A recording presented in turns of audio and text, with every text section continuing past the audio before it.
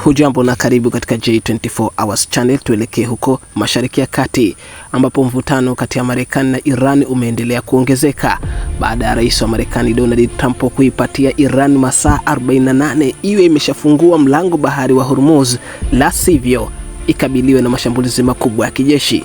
Kwa mujibu wa taarifa mbalimbali za kimataifa, Trump ametishia kuwa Marekani inaweza kuharibu kabisa miundombinu ya umeme ya nchi ya Iran, ikiwa ni pamoja na vituo vya kuzalisha umeme endapo Tehran haitatii agizo hilo.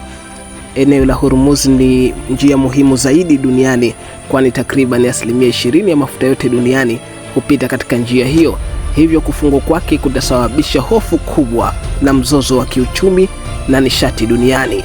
Kwa upande wake, Irani imejibu vitisho hivyo ikisema kwamba haitasita kujibu mashambulizi yoyote. Maafisa wa kijeshi wa Iran wameonya kuwa iwapo Marekani itashambulia miundombinu ya nishati, wao pia watalenga miundombinu ya nishati na maslahi ya Marekani pamoja na washirika wake katika eneo lote la Ghuba.